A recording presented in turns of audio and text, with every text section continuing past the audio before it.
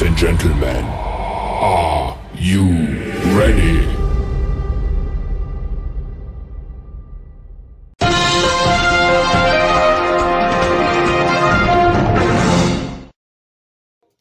Oh, yeah, motherfuckers. Oh, yeah, I'm back. This is your main man, Mr. Can You Dig It? Baton Rouge Mayor. And I'm back with a couple hot ticks of these motherfucking politics. Hit that motherfucking subscribe button, nigga.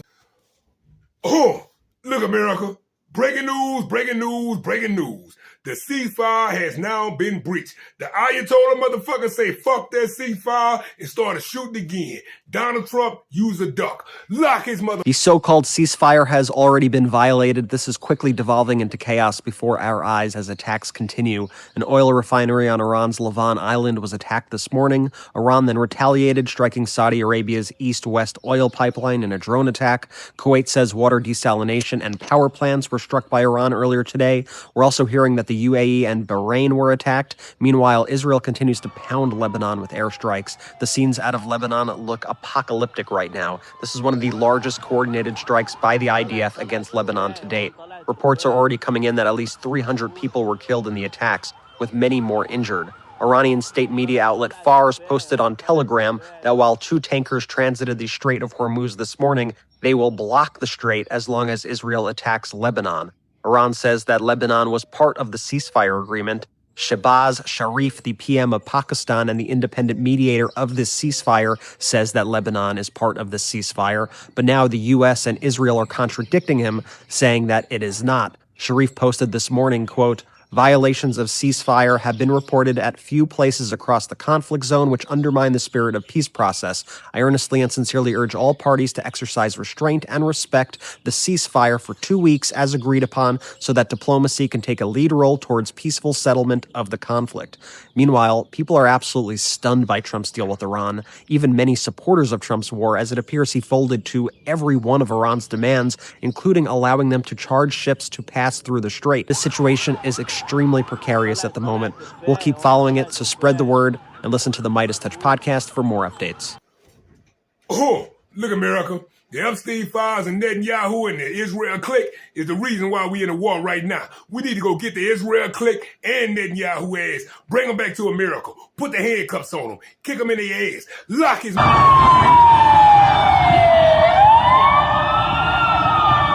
The so-called ceasefire that Donald Trump was bragging about that accepted all of Iran's 10 demands, as expected, is falling apart right away. It's blowing up in Donald Trump's face and in the world's face, frankly. What you just saw there at the beginning of the video is chaos unfolding in Beirut, Lebanon's capital, as Israel carries out a wave of airstrikes across the country, hitting what it said were more than 100 targets in 10 minutes. Folks, the scene was apocalyptic in Lebanon, and Lebanon was absolutely included in the ceasefire that Donald Trump agreed to. The mediator was Pakistan of the ceasefire agreement. The Prime Minister of Pakistan had previously said yesterday, of course, Lebanon is included and Hezbollah is included. That was one of the 10 negotiating positions of Iran that Donald Trump accepted. And Donald Trump said, we agree with the 10-point plan. Now, Iran has shut down, yet again, the Strait of Hormuz. I mean, it's always been shut down, or I should say under their control, where their allies could use it. But anyone allied with the United States and Israel could not use it. But earlier this morning, 2 ships were escorted by Iranian naval vessels through the Strait of Hormuz. And then Israel hit Beirut. I mean, it's devastating. 100 killed, 500 wounded. Hospital is filled right now in Beirut, and Iran said the Strait of Hormuz shut down once again. We're not letting any ships through, which they weren't really going to let through unless they had a naval escort. And Iran was paid about $1 to $2 per barrel of the oil that were on the tankers, which could basically be around, $1 million to $2 million per tanker. But that's what is going on right now. And this ceasefire has blown up. Now you have, and by the way, it's being confirmed even on state regime media, which calls itself Fox. Jennifer Griffin says Iran state media Fars posted to Telegram, while 2 tankers transited this morning, they will block the Strait of Hormuz as long as Israel attacks Lebanon. And this was from the Fars news agency, so you can see it in their own words, unfiltered right here. This is Iran's media agency. Oil tankers halt passage through the Strait of Hormuz after Israel attack on Lebanon. Simultaneous with the Israeli attack on Lebanon, the passage of oil tankers through the Strait of Hormuz has been halted. Then Iranian social media accounts are posting, closed until further notice. Another one says, hey, Trump, if you don't have a leash for the rabid dog Israel, should we get one for you? Pakistan's prime minister, meanwhile, Shehbaz Sharif, is saying that it is aware of ceasefire violations that undermine the spirit of the peace process. This is from Pakistan's prime minister. He writes, violation of ceasefires have been reported at a few places across the conflict zone, which undermine the spirit of the peace process. I earnestly and sincerely urge all parties to exercise restraint and respect the ceasefire for 2 weeks as agreed upon so that diplomacy can take a lead role towards the peaceful settlement of the conflict. And now, again, if you look at what the Prime Minister of Pakistan previously said when the ceasefire was announced, let me just read it to you. This was what he said yesterday. So there was no dispute that Lebanon was included because this was the announcement of the ceasefire. With the greatest humility, I am pleased to announce that the Islamic Republic of Iran and the United States of America, along with their allies, have agreed to an immediate ceasefire everywhere, including Lebanon and elsewhere, effective immediately. Oh, look, America. These are the 10 agreements that the Ayatollah motherfuckers have gave Donald Trump, and he has to abide, or they gonna cut off the Strait of Hormuz.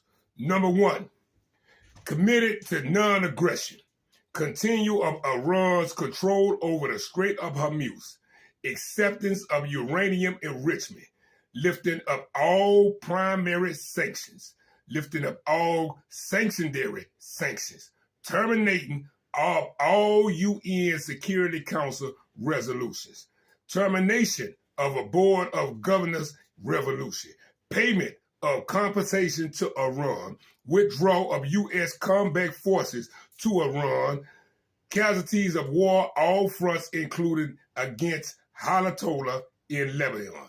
Lock his motherfucking ass up. That bitch fuck clean over as you know that motherfucker was a crook. Now, number 1, a commitment to non-aggression against Iran, Hezbollah, the Houthis, and the Iranian Shiite groups in Iraq, continuation of Iran's control over the Strait of Hormuz, acceptance of Iran's uranium enrichment, lifting all primary sanctions from Iran, lifting all secondary sanctions of Iran, termination of all UN Security Council resolutions, termination of all Board of Governor resolutions, payment of compensation to Iran, withdrawal of U.S. combat forces from the region, cessation of war on all fronts, including against Hezbollah in Lebanon. That's Oh, look, America. Cocaine Pete Hegseth and his Nazi Pentagon that started to threaten the Pope, all because the Pope was talking about the war crimes. Pete Hegseth said he can do what he want to do. Put the handcuffs on him. Lock his mother. You see, had Iran refused our terms, the next targets would have been their power plants, their bridges, and oil and energy infrastructure. Targets they could not defend and could not realistically rebuild. It would have taken them decades, and we were locked and loaded. They couldn't defend against it. President Trump had the power to cripple Iran's entire economy in minutes, but he chose mercy. He spared those targets because Iran accepted the ceasefire under overwhelming pressure. The new Iranian regime understood that a deal was far better than the fate that awaited them. This new regime was out of options and out of time, so they cut a deal. Oh, look, America. Sunday, Donald Trump threatened Iran and 93 million people with annihilation, genocide, war crimes. Put the handcuffs on him. Him and Pete Hegseth. Lock they motherfucking ass. Donald Trump's like, if it were up to me, I would keep the oil. I want to keep all of Iran's oil. Play this clip. And we've obliterated a very powerful country in 34 days. Yeah, if it were up to me, I'd like to keep the oil. I just don't think the people of the United States would really understand. Oh, look, America.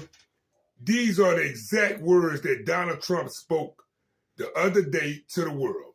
A whole civilization would die tonight, never to be brought back again. I don't want that to happen, but it probably will. However, now that we have a complete and total regime change, where different, smarter, and less radicalization minds prevail, maybe something revolutionary, wonderful can happen.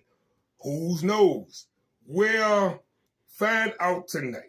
One of the most important moments in the long and complex history of the world, 47-year-old extortion, corruption, and death will finally end. God bless great people of Iran. Lock his motherfucking ass up. Those war crimes. Straight the fuck up. Initially, Iran rejected this idea of a ceasefire without a permanent commitment from the U.S. They demanded a toll for the opening of the Strait of Hormuz. That was a total non-starter. And total amnesty, as we understand it, for its, again, whatever is left of its top officials. Both were not going to be given or guaranteed by the United States. So again, politically, militarily, everything was on the line. Because even some of President Trump's most committed MAGA supporters they're getting anxious, holding their breath. They're like, did he really mean that? Is he going to do that? And notoriously hawkish Wall Street Journal cautioned the president to pick tonight's targets wisely. They wrote a whole editorial on this, saying, try to distinguish between infrastructure that has a military purpose and infrastructure that could be destroyed and just completely ruin the lives of innocent people in Iran, the people we were supposedly trying to help. Oh, look, America. The Botox face skank Lauren Ingram from our Fox and Friend News need to be took off air, kicked in her ass, put the handcuffs on her, and lock her motherfucking ass up. She think this shit is a game. She's stoking this motherfucking war. Look, America. Make no motherfucking mistake about it. Donald Trump launched this war for the Epstein class in Israel. Netanyahu. Israel and Netanyahu. Bring their ass to America. Lock they motherfuckers.